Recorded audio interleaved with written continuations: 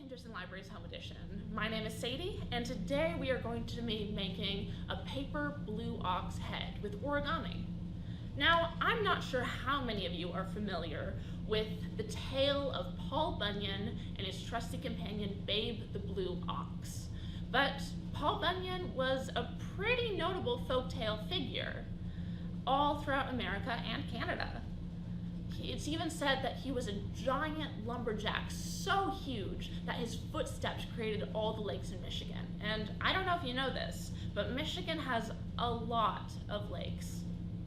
Now, obviously, if you're that giant, you need a companion that's pretty big too. And Babe the Blue Ox fit this bill. So today we are going to be making a little origami blue ox head. Or if you have big paper, make a big one. Alright, so to start with, you will take your blue paper, or any color paper, and you can just color it blue, or who knows, maybe you can make Babe the Blue Ox a yellow ox, or a green ox, or a red ox, whatever your favorite color is. So to start out, we will be making a triangle fold with our square. This might also be referred to as a taco fold, depending on what your teacher calls it. So what I like to do is line it up, put my finger where I lined it up, and just crease it down. This is an easy way to make sure that it stays in the lines you lined it up with, rather than just shifting around. From there, crease it out, and then you'll open it up. We are going to be making a lot of creases before we really get started with this, but once we have them all, it will be very easy. So from here, we will be making another triangle fold on the opposite side. So the crease you already made should be cutting it right down the middle. Again, line it up. Draw your finger down the middle to make a little crease. And then once you have that, keep it lined up, unlike me, and just crease down the sides to make another fold. Then open it back up and make a rectangular fold. Same concept, we want to crease right down the middle. And we just have one more crease to make now. So unfold that, and you may have guessed it already, but we're going to be making another rectangle on the opposite side. So line it up, and don't worry if you can't get your lines perfect. This is one of those projects that doesn't need to be completely perfect with its lines, but you are going to be doing the same thing you did before and creasing. At this point, it should look like this. And what you should have is, it should kind of be folding like this. So what I want to do, just to make things a little bit easier, is fold it backwards along the same crease. It doesn't have to be perfect, just makes it a little bit easier so it starts to fold like this instead. Because the goal for what we want to do is going to be making a smaller triangle using an inverse fold. Now don't worry, I'm going to show you this again. This is just to show you what it's supposed to look like. So you unfold it, your thing should look like this. You will take two sides, one on each side if you have the square facing towards you. You will take the right side and the left side right in the middle where the creases are, and you will be forming little creases right there. And if you have to even it out so it creases properly, just pinch it, and that should do the trick. What you want to do now that you have these two creases in your hands is fold it down so they meet in the middle. And then you are going to flatten this out, and boom, you have a triangle. Now, we're obviously not going to stop there. So what you're going to do is take one of the flaps. You should have 4 flaps. 1, 2, 3, 4. And you're going to take one of the flaps and fold it up. These are going to end up being the horns. So you want them to not be quite in the middle, but just enough to make sure that they're on his head. And do the exact same thing on the other side because most oxes have 2 horns. So at this point it should look like this and like this. And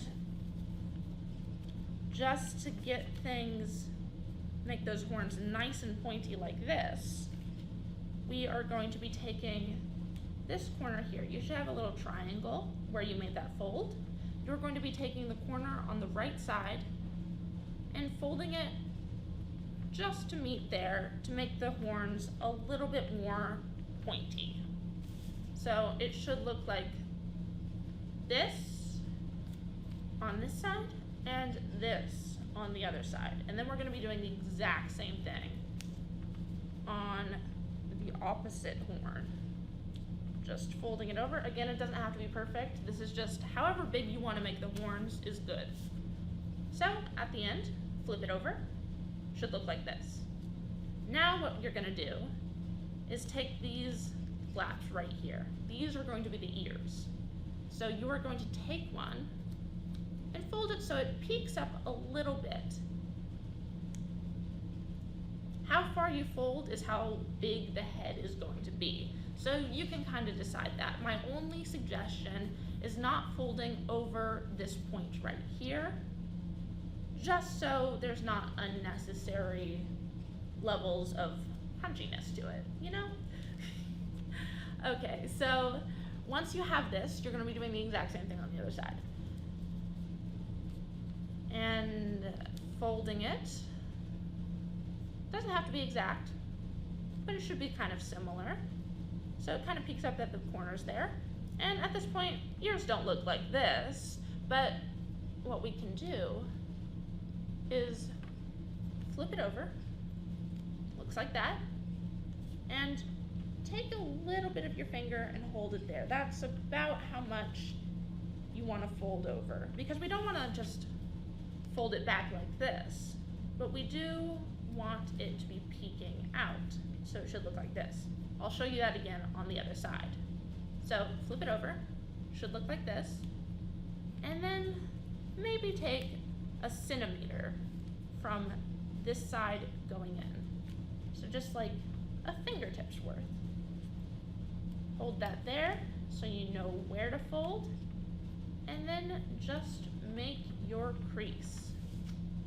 At this point, your ox head should look like this. Now, just one last step before decorating, my favorite part, starts. You will just take the chin and fold it a little bit up. However much you want to fold it is up to you.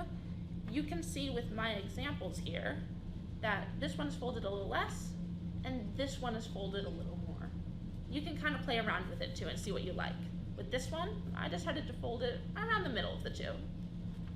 Now, decorating time, which means that I don't have to tell you what to do, but just to give you an example of what you could do, you could use googly eyes, then mark on some nostrils, draw on some eyes, as well as the nostrils. And one thing you should know about oxes and all cows, they have super long eyelashes, so you can add those in too. But with this one, we'll make the eyes look a little bit different while still drawing them on. So make a circle there, circle there. They're a little bit wonky, but that's okay. And then we just kind of want to make an inner circle as the pupil.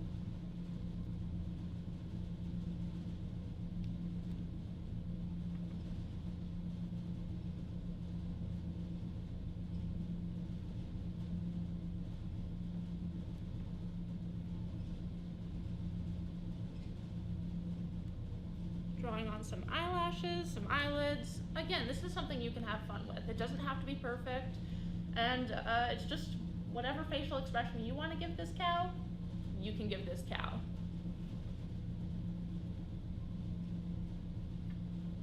And then drawing on the nostrils to make her look like this. So that is how you make an ox head, or alternatively. Thanks for watching. Make sure you check out more videos on our home edition page. And don't forget to check out the summer reading challenge too. Have a good one.